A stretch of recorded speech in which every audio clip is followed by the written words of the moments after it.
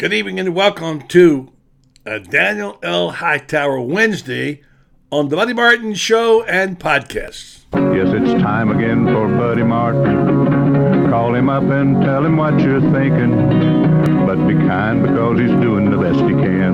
Better, stronger, faster. Mama says that alligators are ornery because they got all them teeth but no toothbrush. What if the voice calls while you're gone? Take a message. Bye! You ready, champ? I'm ready for this my whole life. I'm incapable of small talk. But that's why you love me, right? Kind of intimidating to be in the presence of so many great athletes.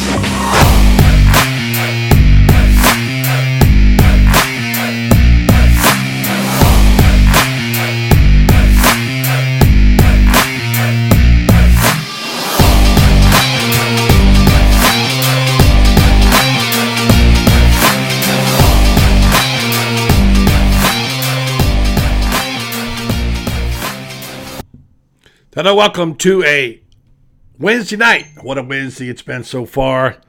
Just absolutely blown away tonight by the Ocala Quarterback Club, the selection of the four men, young men, from local areas, 6 counties in the area.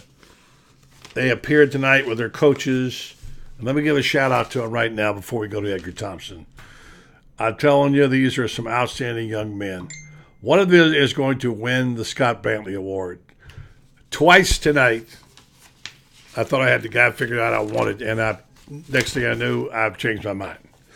And I have left to right here, if you look at the picture, Kemo Clark, the terrific running back from Vanguard, is to the far left. His coach is next to him.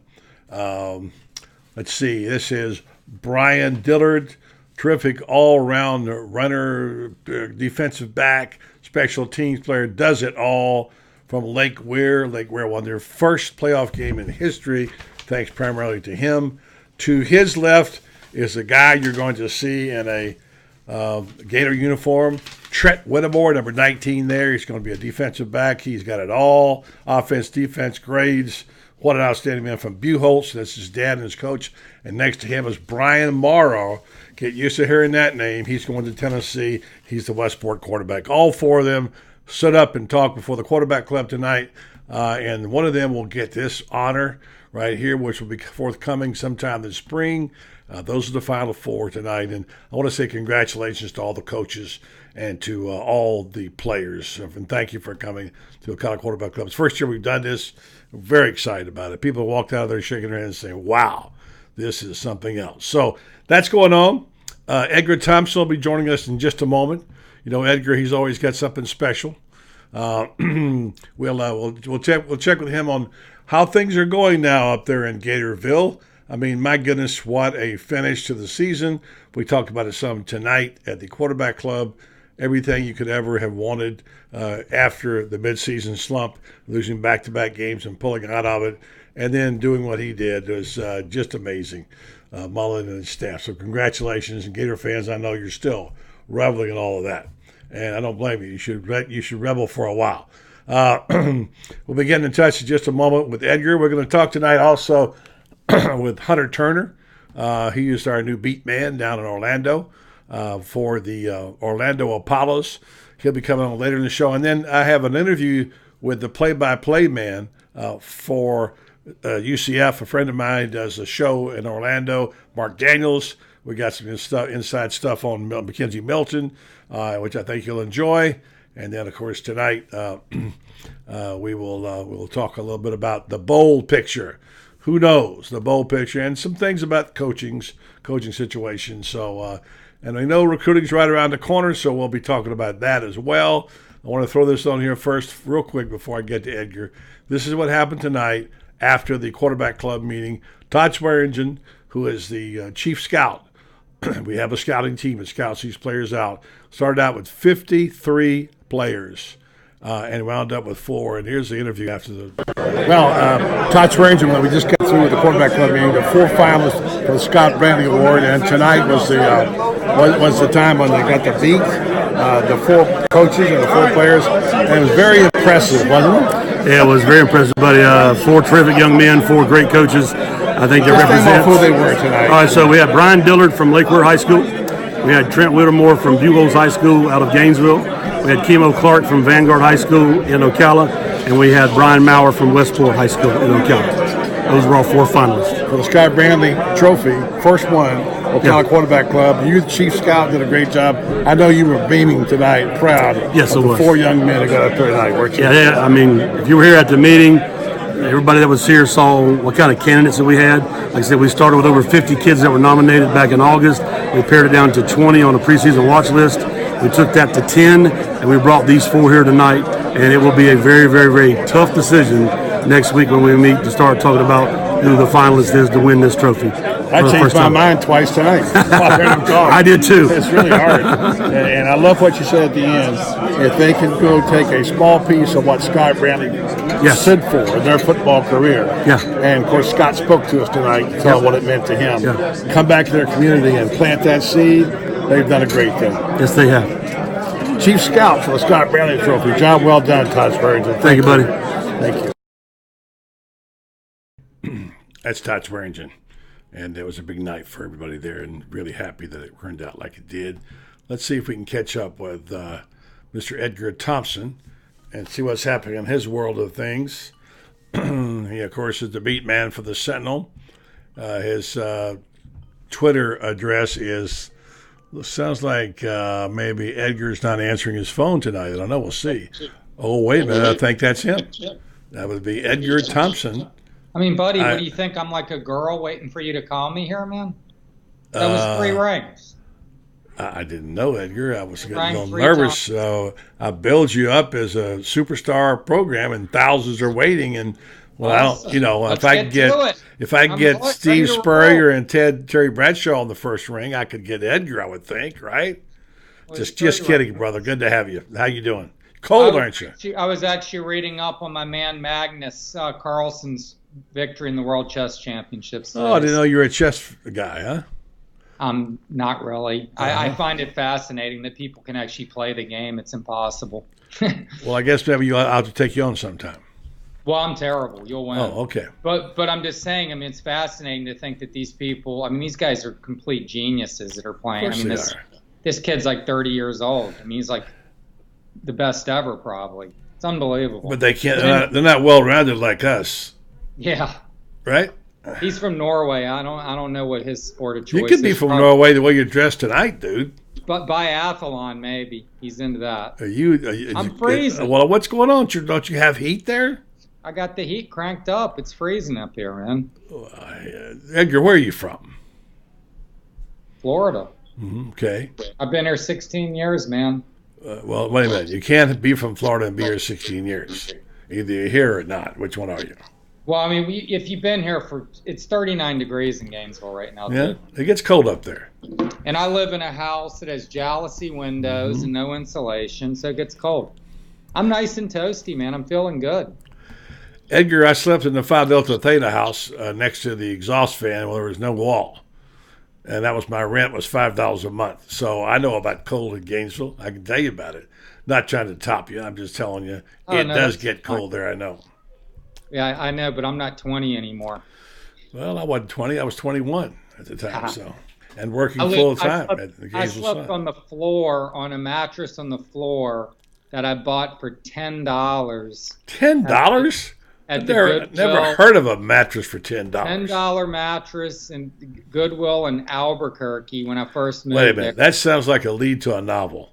I slept on that mattress for years. I slept on a $10 mattress in Albuquerque. At a Goodwill. That's definitely a lead in a novel. It could be. I was told my life could have been a novel, but I think that's passed me by. We'll see. Edgar, you're a young man. All right, we have the first question of the night. You what ready? Do we got?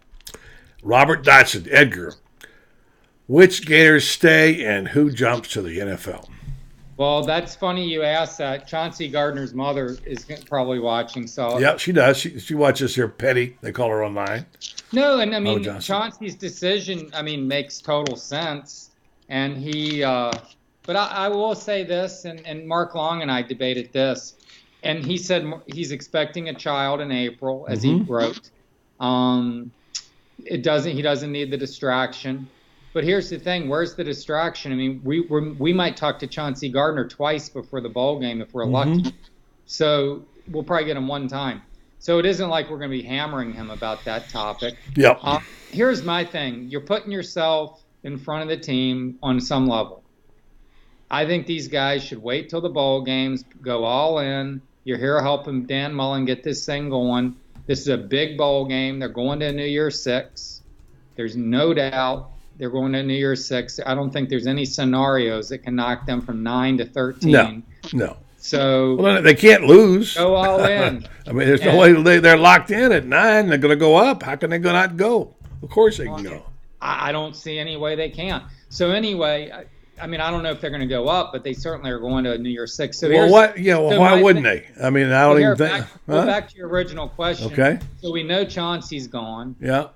Ja'Kai Polite, maybe? Polite is, I just can't imagine he's not leaving. He's going to go in the first round. Yeah.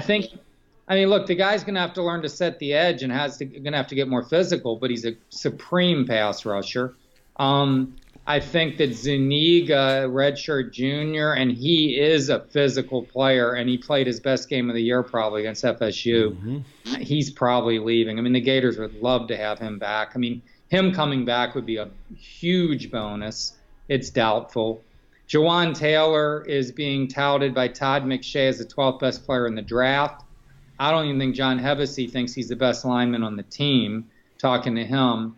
I don't want to put words in Coach Hevesy's mouth, but his thing is, I mean, for one, the guy has 11 penalties going into last week's game.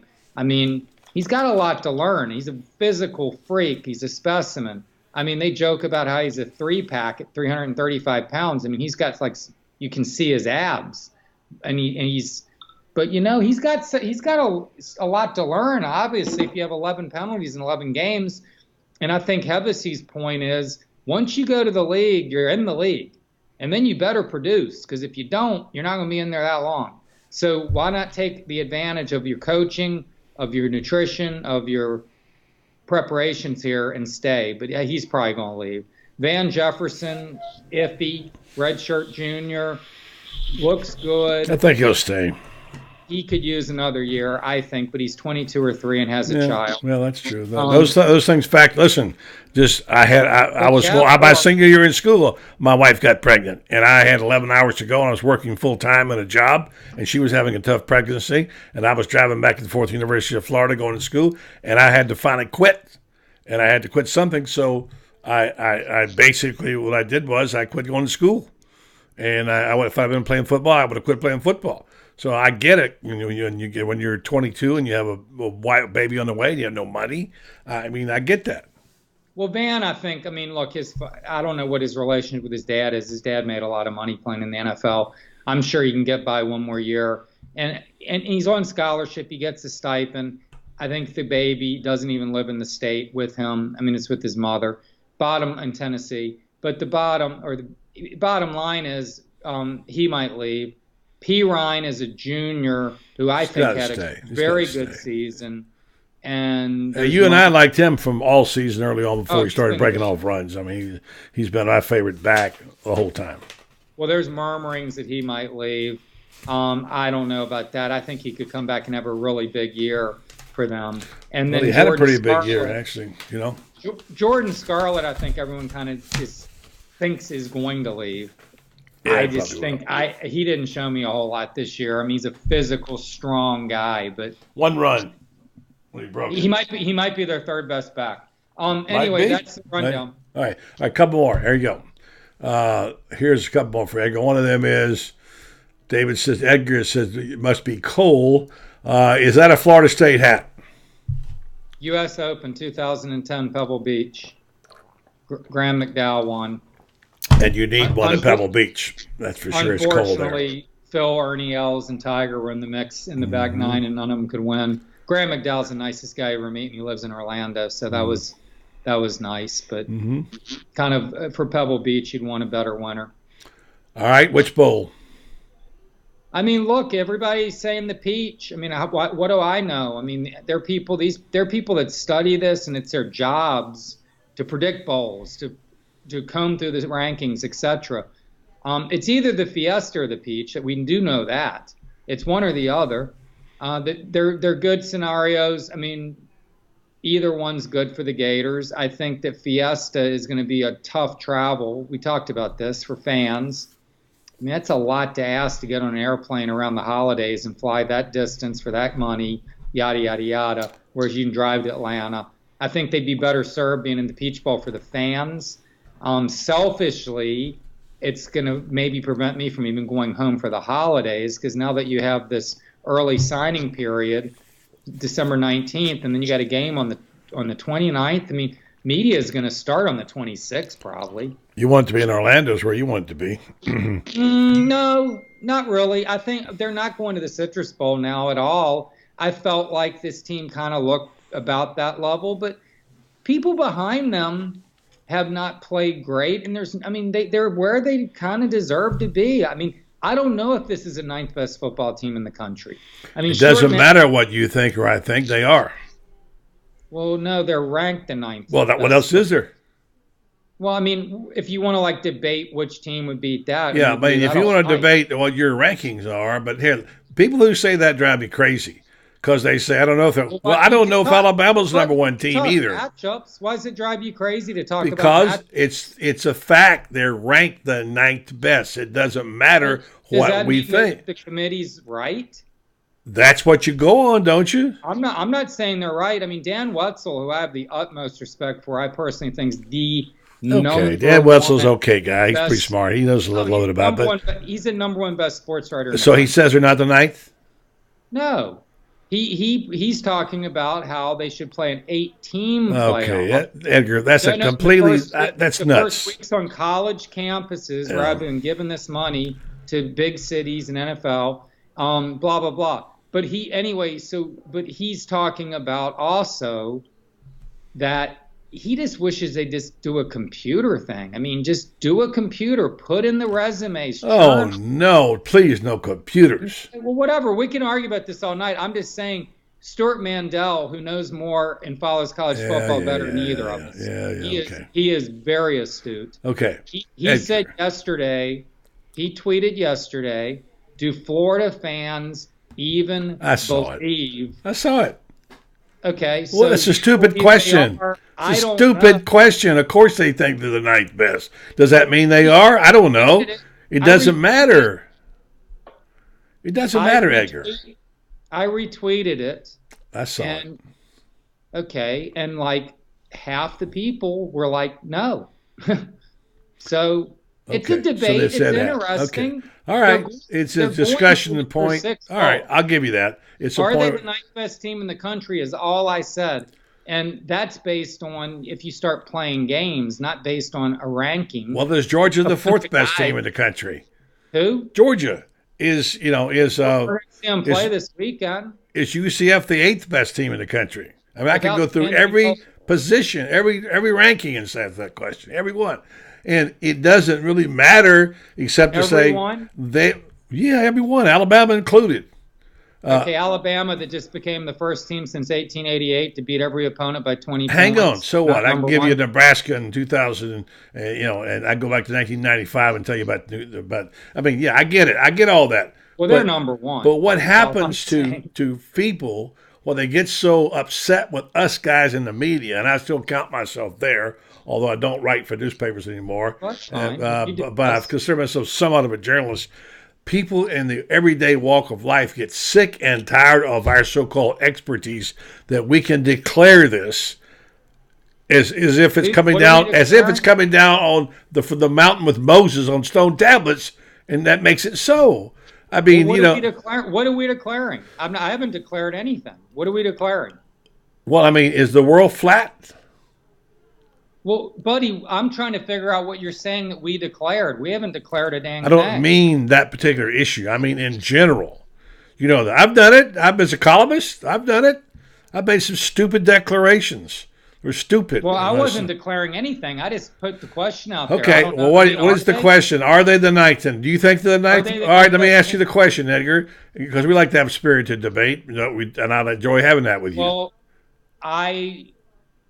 if you say the ninth best team, yeah, and you look at every single team on that that's playing, yeah, they could anywhere from 9 to 22, 24. They could lose 24. Missouri beat them. So I don't know. But that argument is specious. I can go up and down the whole list. This guy beat that guy beat that guy, comparative scores and all that stuff. I'm just saying I don't know if they are. I think it's a fair question, though, because here, you know who's got to be really pissed? Is Kentucky. Well, yeah, I get that. Oh, we beat Florida. So what? I mean, Florida beat LSU, and for a long time, LSU was ahead of them. Did you look at Kentucky's resume, though? I know exactly what they did every weekend. But you know what? They lost their steam at the end of the year. They lost their steam. Here's what I don't get. Why do people? Go on. Tell me what their resume is. How many ranked teams did they beat? I don't need to know that. I can figure it out in my own brain. I know what they did and who they played. I watched them play 4 or 5 games. I saw their defense fall apart. I saw they're running. They lost at Tennessee, which I think knocks them behind Florida anyway. I'm not saying they should be ahead, but they're 15 right now and Florida's 9. Why isn't Kentucky 12? David Hunter, here we go, says all 3 of the Gators' losses are against ranked teams. Well, now Missouri, which hadn't won in the SEC, and for the second straight year feasted on the second half of their weak schedule. But they look good. They look great against the Gators. And that's a big point for the Gators is Missouri's finish really helped the Gators' resume. Edgar, you know the NBA a little bit, right? Know who? The NBA, a little bit. I love the NBA. Did you ever cover a team? No. Okay. I've covered a team. I wasn't the beat guy, but for 8 years in Denver, the Nuggets. And I learned one thing. And, of course, it's a 72-game schedule or whatever, or how many ever it is now. Then it was less then. And the fact is that these teams go out and get blown out one night, and the next night they go back and they play like they don't remember it. They have what they have a memory failure because they don't care. And they said that was a bad night. Move on. I mean, look. That's what happened. What I love about Mullen. When they got clobbered by Missouri, horrible, they came out and they struggled the next week, but they finally got their act together and they play like it didn't ever happen. Like they say, you have a clear conscience. So, just to finish the point. Done a nice job. Just to finish the point, and I'll go refer back to you. NBA, buddy, by the way, before you keep going, has been 82 games for eternity. All right, well, I've been covering it for an eternity, whatever it may be. I covered the Nuggets for 8 years. And one of the greatest things was Doug Bowe, who would move on the next day and forget about it. I know it's a different game. My point is... Those Nuggets teams never played a lick of defense. Of course, and I loved every bit of it. Issel and Van de Wey in English, it was great. They had 1, 2, and 4 in the league in scoring. Fat Lever. I didn't like Fat Lever. That's another story. I wrote a column about him one time. Anyway, bottom line is that this is what we're talking about. Yes, to me, it's about who you beat matters. I think this is what you're saying. College football is it's 12 games. That's true. I agree. That's why people love it. I agree with you on that. But I think the other thing is the season is really 2 halves. And the second half of the season is everything. And if you play well at the end of the year, if Kentucky had flip-flopped it and played their best football at the end, they'd probably have a higher ranking because it's the late season games that seem to linger with it. Some people don't even remember Florida beat LSU. It happened too early in the year. Since then, I mean, they've had a couple of impressive comebacks, but until Saturday, didn't look great to me. But Saturday they looked awesome. Now Florida State's terrible, but Florida did look good. I mean, that first half shot itself in the foot a bunch, but that second half was the best I'd seen Felipe play. The defense came alive like it had earlier in the year. I mean, it was quite an impressive showing that second half. It was. And they should be feeling good about themselves and going into your 6th game. I'm just saying, are they the 9th best team? That's all I said. All right. Well, let's start a lot of conversation. So apparently it was a good. They were going to play a real team, which they haven't really played since LSU. I mean, let's be honest. You mean in Michigan? Is that what you're saying? They could play Michigan. Where do you think they're going to go? Everybody wants to know. Our guy is Brant Parsons, who is good at this stuff. He thinks it's Michigan in the Peach Bowl. which would set up a Jim McElwain, if he's not gone. Jim McElwain game, which will be an uncomfortable interview, but I assume he will handle it with dignity and class because how else will he handle it? But it will be an uncomfortable interview for both sides. Kenny Hawthorne wants to know, is John Jefferson his dad? Van Jefferson. No, it's Sean Jefferson. Jefferson. I okay. love John Jefferson. Okay. But Sean Jefferson, who wasn't as good as John Jefferson at his peak, but Sean Jefferson was played 14 years. He had 500 catches. Yeah, I couldn't remember. I would have forgotten. Okay. Yeah. For sure. All right. He's Falcons wide receivers now. Yeah. Okay. UCF, Florida. I mean, that could happen, and it's the McKenize Milton injury just takes the wind out of that entire season down there. Terrible. It's awful. They are a good team with that guy, and I'm telling you, they still have speed to burn. They're as fast as a lot of teams in the SEC. I mean, that team can fly. They can't stop anyone very well. So are they going to be able to outscore a really good team with a backup QB? Probably not. They might lose to Memphis this weekend. We'll see, but I mean, UCF will not create the buzz that it would have with McKenize Milton playing, and fairly so. But a lot of people think they're going to the Fiesta because they played in the Peach Bowl last year, and the year before that, the Peach Bowl took a Group of 5 school too that I can't recall. So they think they want to get 2 big name schools and not a Group of 5 for the third year. Yeah. Well, my heart goes out to McKenize Milton. I've got later in the program a recorded segment with Marc Daniels, who's a play-by-play voice, as you know, Marc. And he's talking about, I guess they got together with some people got a bunch of lays from Hawaii, and gave them away with the word Ohana, is sort of the bumper sticker or whatever, and it means no one left behind, Hawaiian. And they're doing a nice thing for their quarterback. And I like that kid, the very best to him. It's a terrible thing. He had a storybook finish. I don't know that I'd like to see that happen now. I don't think. Either. Yeah, I think if Milton had been playing, maybe that would go well. But Florida doesn't have much to gain. I hear. Do you know this? I hear that Scott Strickland's on the playoff committee. Yeah, he is. Okay, so we knew that. I didn't know that. No, he is. You covered the beat. I don't cover the beat. No, he's on the committee. So and he probably wouldn't go for a UCF game, probably. Yeah, but he doesn't get to talk about. I know because it's all mathematical in terms of who gets ranked, but he would recuse himself. No, he doesn't get to talk about Florida whenever they're being discussed. I know he can recuse himself, but he can influence people. Well, he can, but that's kind of against the spirit of the whole thing. Yeah. I think that but you're sitting next to a guy, you don't want to screw him either, because you're in there and dealing with him for 2 years or whatever the term is. Right. It's great. But anyway, so he is, he's on the committee. I think it's the Peach Bowl. It could be Michigan or Penn State. Penn State doesn't do a lot for me. I mean, Michigan, you got Jim Harbaugh, you got the McElwain story. It's Michigan. They can get payback for these 2 beatings that they took. I mean, Michigan beat their tails in the Citrus Bowl and then to open last season. It was really ugly. I don't know if the Gators can stack up against Michigan. I mean, Michigan until last week was looking really good. But dang, I mean, Ohio State ran them off the field, but the Gators don't have Dwayne Haskins under center either. I mean, that guy, 42 touchdowns. I mean, he's unbelievable. It was something. Man. He's a good runner. All right, so let's finish strong here. Well, he has 42 touchdown passes. I know. And he's unreal, man. RPO, he's really great at that.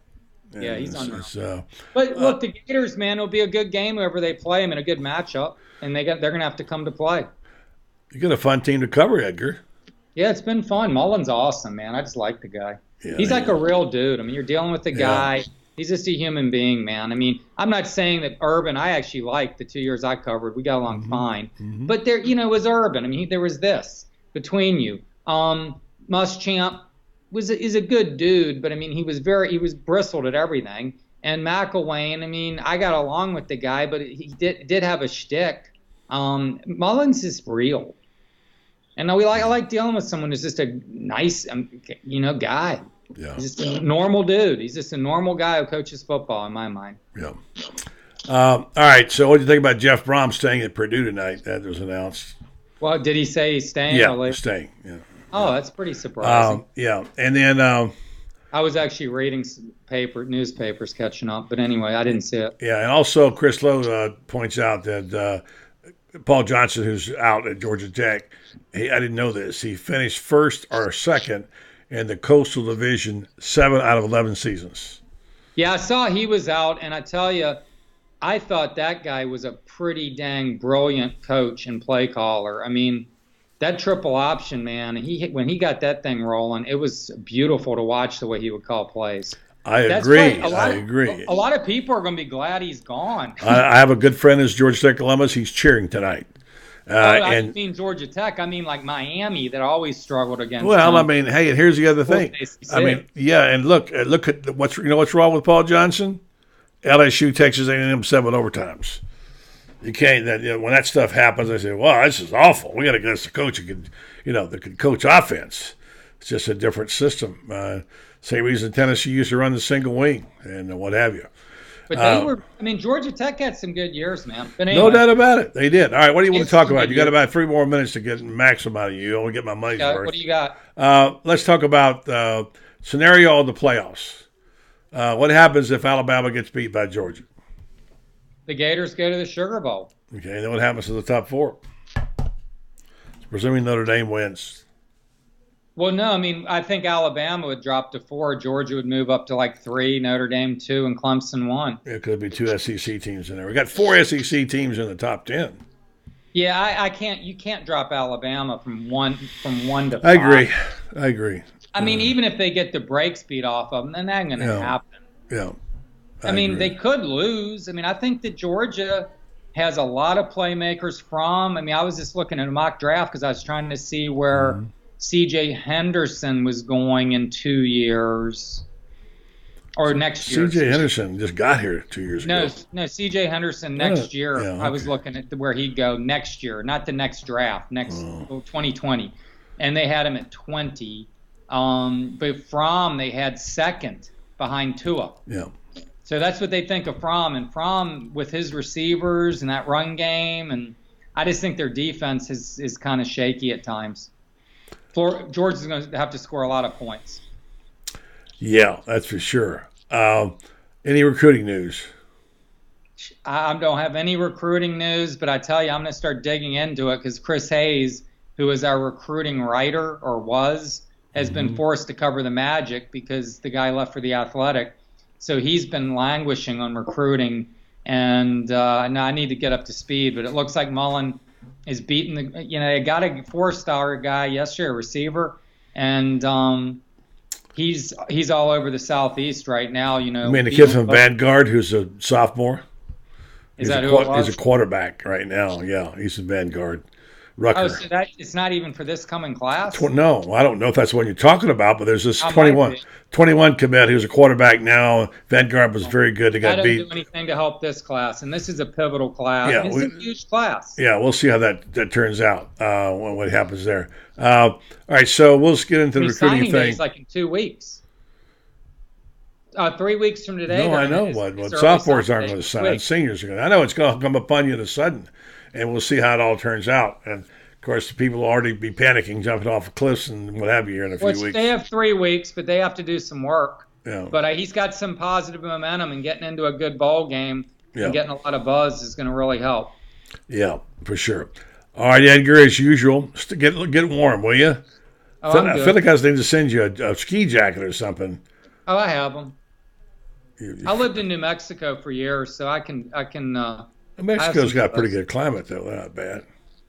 It gets cold, man. I mean, it's 5,000 feet up in the mountains. I know about them 5,000 feet in Colorado. Well, it's a mile high, too. Albuquerque is a mile high. I've been there. Yeah, I mean, look, 34 tonight there, 37, 33, 32, 25, 21, 22, 22. And so 39 for you. There. Edgar, it's always fun having you on, buddy. I appreciate your time very much. All right, man. And, always love it. Check out the Sentinel and Edgar's stuff. And what's your diary call, that thing that you do? The Gator Swamp Things? Yeah. I tell you, I covered a basketball game last night. My boss today, we were talking about some golf stuff coming up and some other stuff because basketball, they got Michigan State next Saturday here. But she's like, I want you to get rest the rest of the week. So they're going to be Swamp Things. Don't be doing these shows anymore. Thank you, Edgar. I'll talk to you next week. Appreciate it, buddy. Good night, Edgar. All right, man. All right, Edgar Thompson. Good night. Always brings Bye. it, man. Thank you, buddy. Appreciate it. See you. Always brings it. That's the thing about Edgar, We catch up on a few things here and tell you about, by the way, our friend Tony at All Far Sportswear is working on a special deal for us for the Road Warrior Pack. And he's putting together some items, which if you're going to go on a road and go follow the Gators, we might want to get those babies. I'm ordering a hat and maybe a few little things, maybe a flag, whatever. And Tony will have that information for us soon. All Far Sportswear. Let's support him. He supports G&K.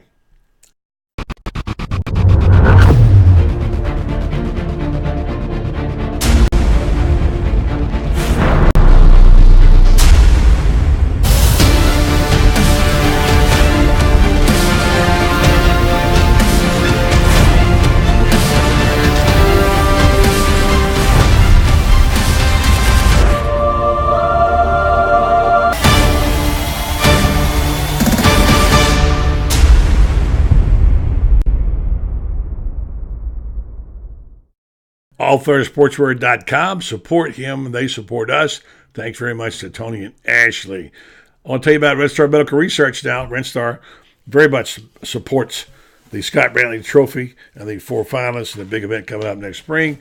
In addition to the things they do in the community, they also do a terrific job in the medical business, the medical research facility, one of the highest quality research facilities in this part of the country. They're known for the research, the cutting-edge clinical research. It includes things on Alzheimer's and psoriasis and osteoarthritis, migraine headaches, fibromyalgia, many other conditions that affect our community. So since its inception in 1998, they've done almost 700 of these clinical trials. So they know what they're doing. The FDA keeps a close watch over them. That information goes to biomedical companies throughout the medical industry. So if you want to know more about this fine medical research facility, go online to www.renstar.net, and they'll find out about the clinical trials. You can take part in them if you like to. You can call 352-69-5800, ask about them, and there's some things you can do to be a part of it. And meanwhile, if you want to know more about the stuff they're doing, the high-quality work they're doing at Renstar, go on to renstar.net and look under Renstar Medical Research, seeking tomorrow's answers to the health questions of today. Job-related accidents create incredible stress on your finances, your relationships, and most importantly, your sense of well-being. When the adjuster is not approving benefits you're entitled to by law, you need Dan Hightower to help you understand all of your legal options. Daniel L. Hightower has been fighting for accident victim justice in Ocala and statewide since 1976. Call Daniel L. Hightower today to better understand all your legal options. 352-629-7777. For accident victim justice since 1976. Center State Bank is my bank. There's the picture up the top left-hand corner. They do a lot of things in the community, including special events like weddings and parties and what have you on that beautiful second floor, the art gallery there. Go by and check out their bank, have a cookie, and talk to the nice people there. They pride themselves on being a community bank, and they also are very involved in the community and relationship banking and things like faith and family, and they're driven by the local markets.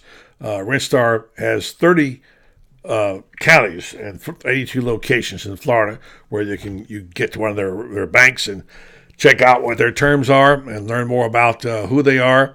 You can go online at centerstatebank.com and find a place nearest you. If you're in Ocala like I am, and this beautiful bank here is on Silver Springs Boulevard, you can call them at 352-368-6800.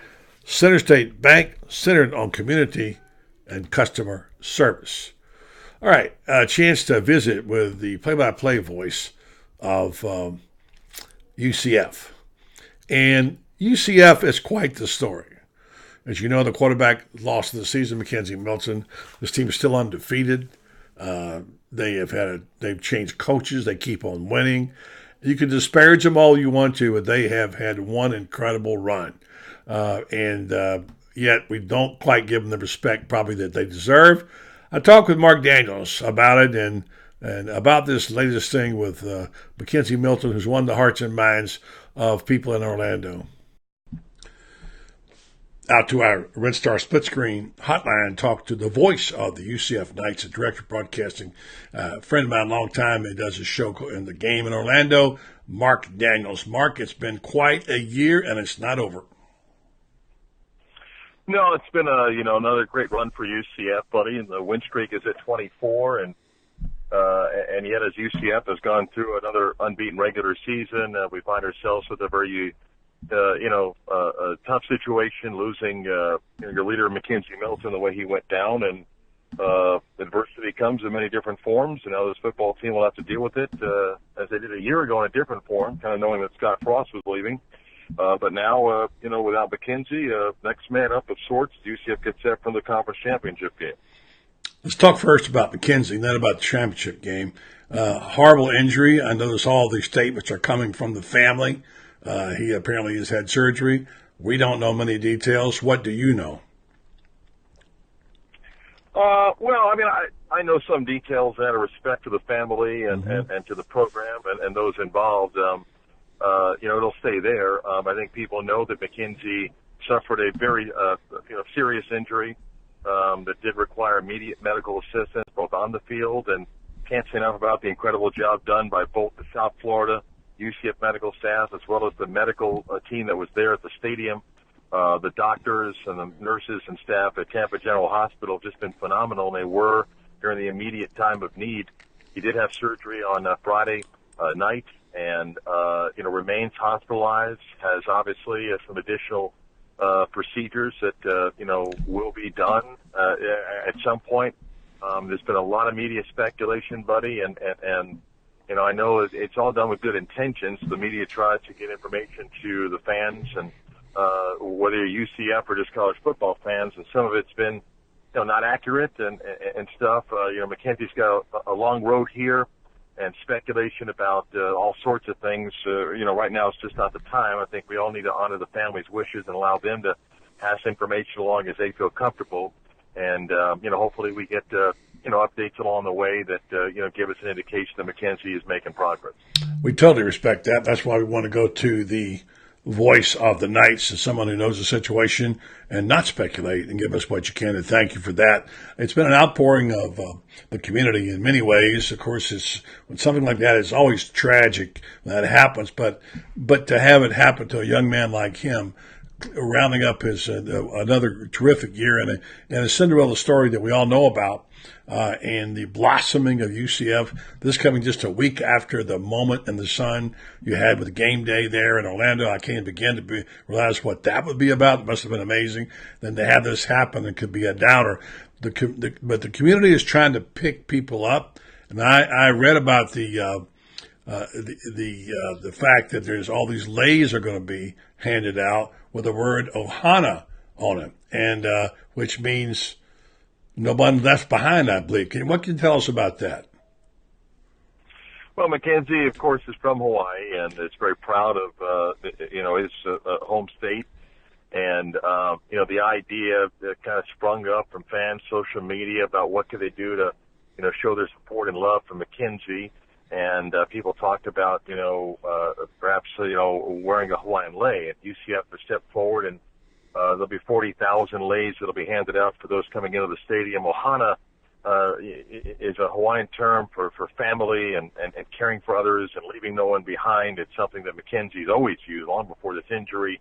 It's something he believes is a big reason why UCF has been as successful.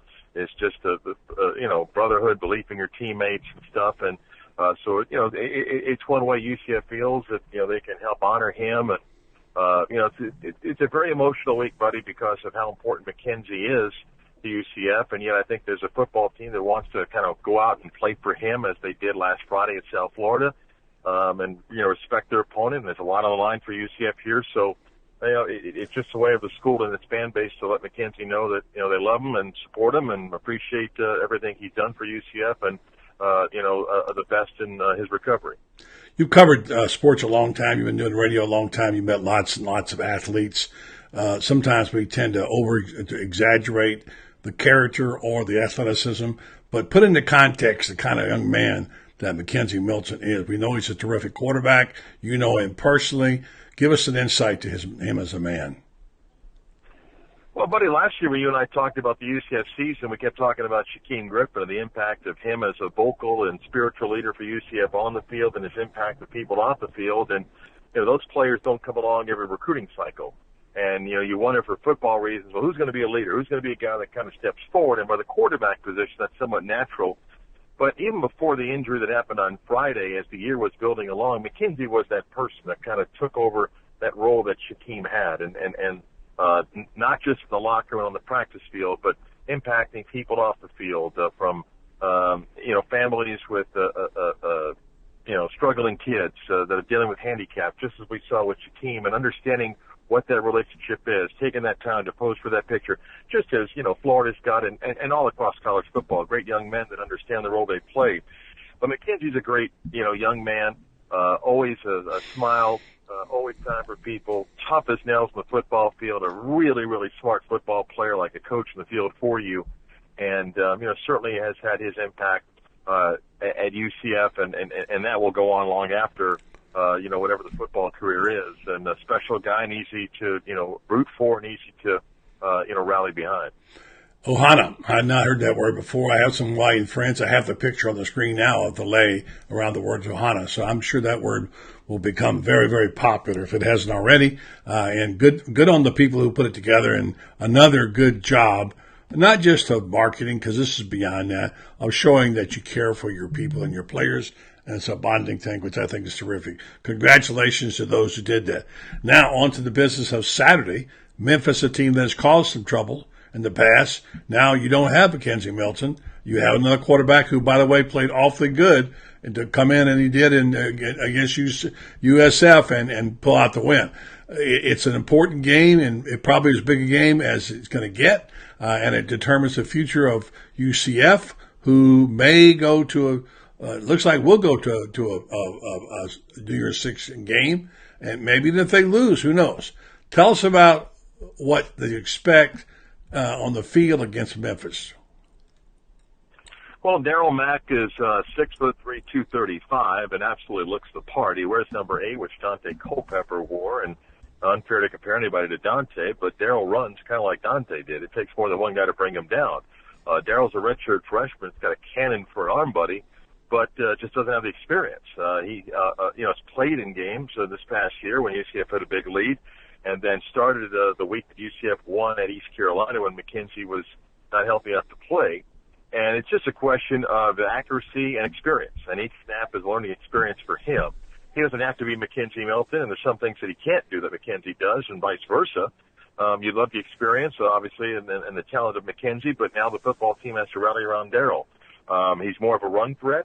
UCF now has a full week to prepare an offensive game plan to make Darryl's job easier. UCF has a ton of skilled players, running backs and wide receivers, and incredible speed, and he's going to have to use that speed to make his job easier. He's going to have to hit some plays.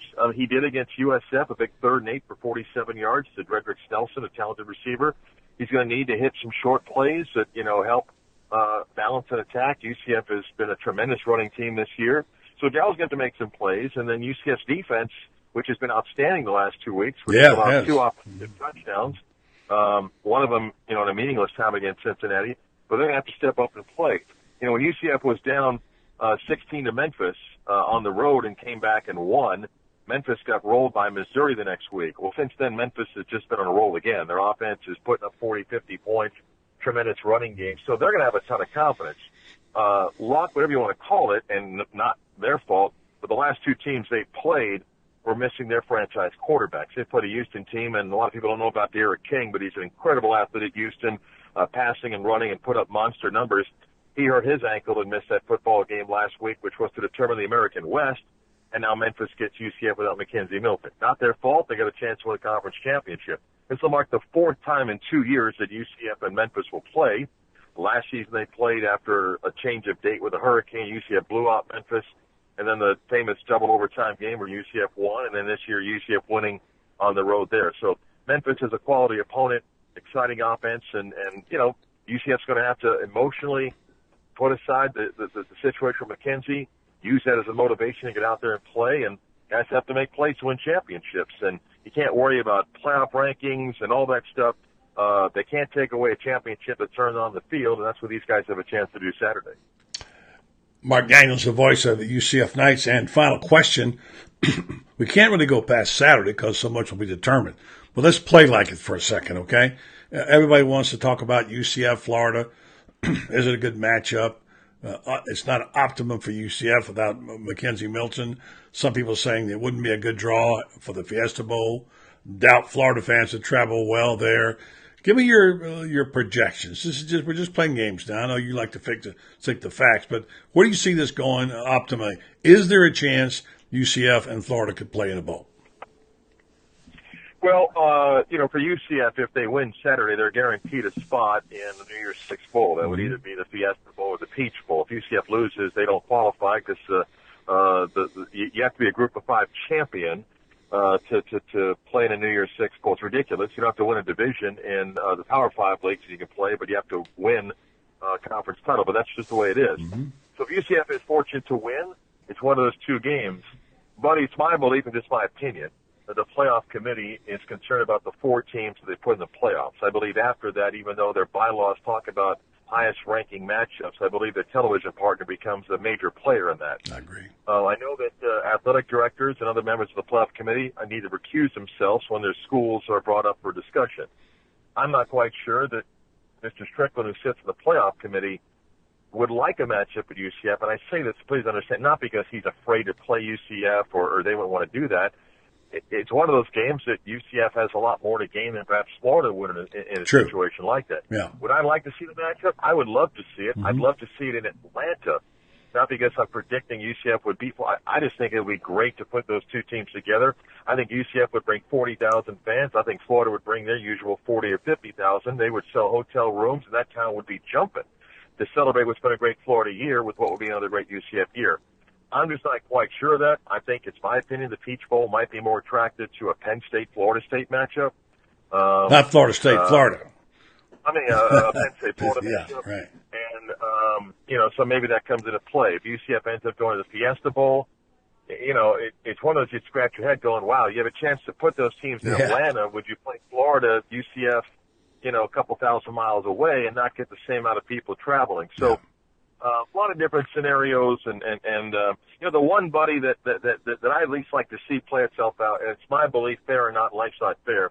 I just think the playoff committee had a very slim possibility, considering UCF, if McKenize was healthy, and scenarios happen where Georgia lost, Oklahoma lost, and Ohio State lost. That may be challenging against Northwestern.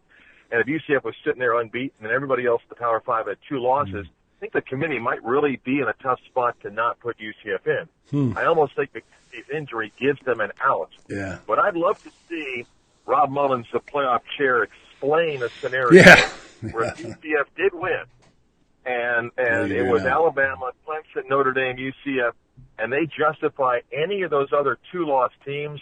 I'd love to watch that press conference. There you go. Good stuff from Marc Daniels, broadcast play-by-play guy for the UCF Knights, and he's host of The Game in Be The Sports in Orlando. Marc, it's great talking to you. Let's talk again soon.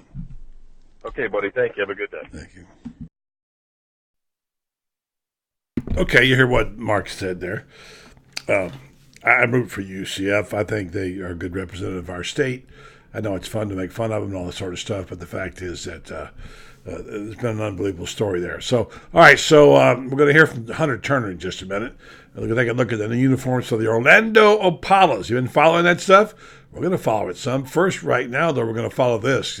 Some great food from Marc's Prime Steakhouse and Seafood. You heard me talk about it a lot because it's as good as it gets. If you can go down there and do it, that's all I got to say to you. Get a chance to go and have a quality meal and a great experience. Check out some. These are just 2 of the dishes they have. Shrimp scampi on the left, a huge piece of beef filet on the right. Great. They have great meat there. and great fish. But they care about your experience too. And I know this sounds like a marketing ploy, but the fact is your experience is as important as the way the food tastes and the service, what have you. They have the finest beef you can get, the best, freshest seafood. They have a great wine cellar and a lot of naturally fresh vegetables, and they have one of the very best restaurants in Florida, if not the whole country. I've eaten in a lot of restaurants around the country, especially in New York, and Marc's Prime is right up there. Marc's Prime Steakhouse and Seafood has 2 locations to serve you. Ocala, where I live, 352-402-0097. Gainesville is 352-336-0077. They have complimentary valet parking. Go to marksprimesteakhouse.com and check it out. If you're going to make a reservation, do so in a couple of days in advance because they get busy in the holiday season. Marc's Prime Steakhouse and Seafood to create that unique dining experience. Well, I went down there this week and I got my coat. And I got it tailored because they do all the work right there. Not every place you go, you buy a jacket or a coat or a suit. They tailor it. They fix it. They really do a good job. They have a seamstress right there in the studio, which is a lost art, by the way. And grinders. Grinders for men. It's been around a long time. They are 62-year tradition in Ocala. They've been dressing generations of men and young men and older men and what have you. You can find something for almost everybody in the family. If you have a Christmas coming up, you know what to buy for that man in your life, the uncle or grandpa or even the son. Go down there and ask Bill. Bill used to be there. Go ask David and ask him what would a young man like to wear. They have all kind of great lines. They have good looking clothes. They can match you up with your ties and your shirts, whatever. And it is a good place to go. Like I said, a 62-year-old tradition in North Central Florida. Go by Grinders, 405 East Silver Springs Boulevard. You can call them at 352-629-3195. Grinders for Men. And finally, once again, thanks to the folks who support the Ocala Quarterback Club. These 2 guys especially, Dr. Frank Cannon of Ocala Orthopedic and Danny Williams of Danny Williams' appraisal team. They have been supporters of the Quarterback Club now for several years. They make it possible for us to reach out to the rest of the communities and do the things that we do and able to put on things like the Scott Brantley Trophy thing we got going on. And thank you so much for all the help to our fine members like this who do these things for us. And so if you need any information on orthopedic surgery, well, the Ocala Orthopedic place to go. Danny Williams Appraisal right here in Ocala. He's got 45 years experience with his team. So check him out. They do great things in our community. And finally, one word about Jennifer. Jen Lay, who was in the Tupperware business. Good time in the holiday. Look at those bright colors. Tupperware. Tupperware Jen on Facebook. Check it out. Jennifer is a long-lasting, founding member of this organization. She's supported us in every way.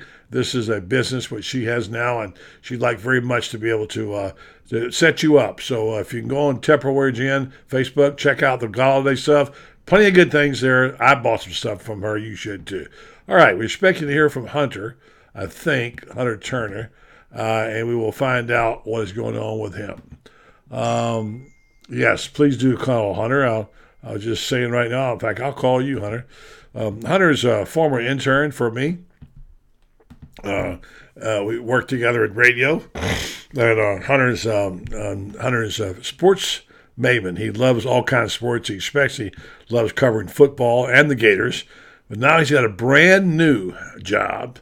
He's going to be doing the professional football at a different level. And I believe I've got Hunter up right now, and I'm going to say good evening to you, Hunter Turner Thompson. How are you, buddy? Good evening, buddy. How are you?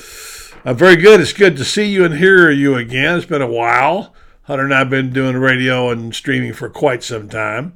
And Hunter's rocking the Calvin Klein shirt, obviously.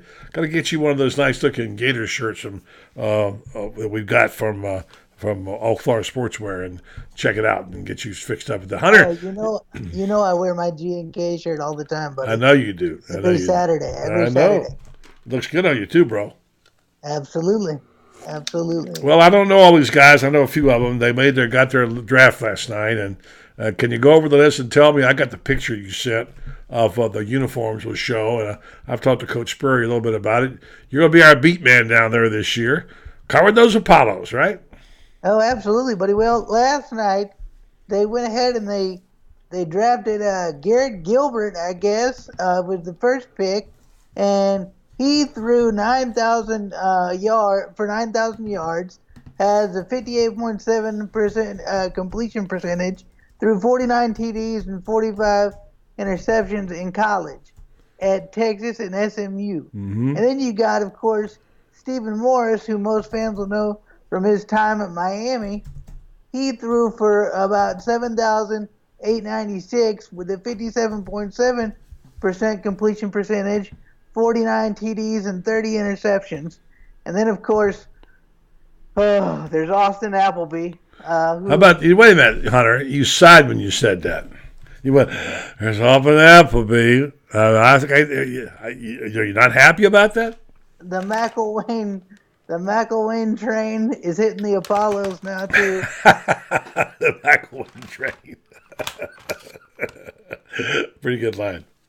If you can't make it at Purdue, you end up at Florida. I don't understand it. Anyway, 4,000 yards, 56.9% completion percentage, 29 TDs, 26 interceptions. Mm-hmm. And then there's Kevin Anderson, who I think will end up starting. Yeah. He has thrown for 7,863 yards, 63.6% completion percentage, 73 TDs, and 18 interceptions at Fordham. Yeah. And he looks to be, he just graduated this past year, young guy, really looks to be pushing, and I really could see him starting over the rest of these quarterbacks as well. Yeah. You know what? I bet you most people couldn't name the teams in the league. Oh, no, I know that for a fact. No, I bet you they couldn't. Yeah. And it's okay. I like it. I like it. I'll go to some games. People say, well, what is it? Well, it's like AAA baseball. And somebody out of this conference, I have to remember how to say it, is the what's it called again? The Association of American Football, whatever it's called. I don't even know. The Alliance of American Football. Alliance of America, AAF. Okay. I have to get used to that. But somebody's going to make it to the NFL. Like Kurt Warner said the other night in the draft, I watched a couple of minutes of it. He said, where was this league when I was around coming up? They played arena ball. Yeah, exactly. So, we'll see it. It's hitting its stride, buddy. I think it's something that's needed. We get bored in February, no football. No doubt about it. Mm-hmm.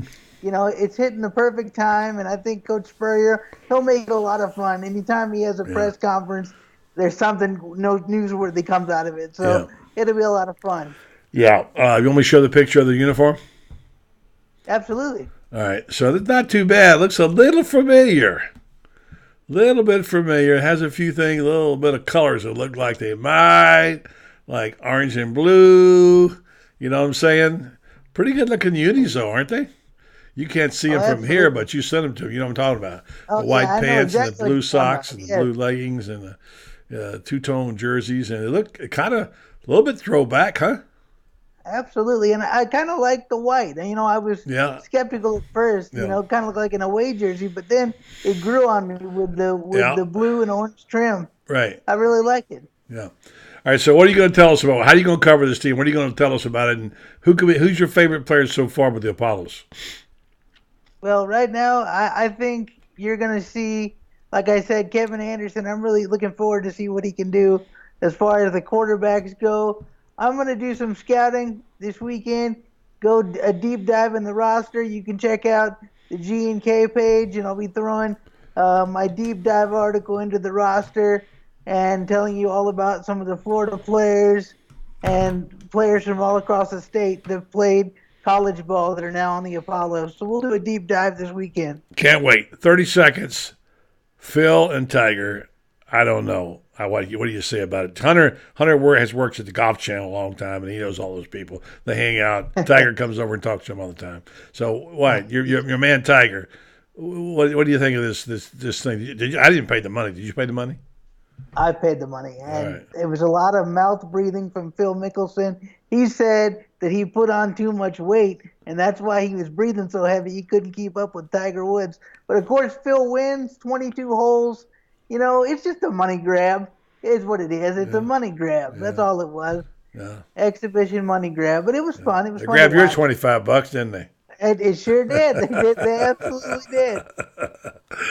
Hunter, it's good to hear from you, buddy. We'll be talking to you every week. All right, keep us up to date. We'll count it down. February, the season starts. We start camp. We'll be down for a press conference. We'll let you buy us lunch, okay? You got it, buddy. Hunter Turner, Orlando Apollo's beat man. Thank you, buddy. Thank you. All right, Hunter. Good dude right there. Good dude right there. All right, so that's going to wrap up tonight, folks. Thanks for tuning in on this Wednesday night. Again, a wonderful night at the Quarterback Club. We really love what took place there tonight, and it stands for a lot of good things. I want to thank all of you, too, your loyal folks for coming out tonight. We got basketball this year. We got bowl talk coming up.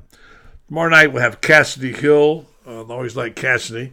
We'll have probably have Marc Long on tomorrow night too. I'm not sure, and maybe a few other surprises. We'll see what it gives. All right. Meanwhile, you folks have a good night, and we will talk to you tomorrow night at the same time. Tell your friends about us. All right.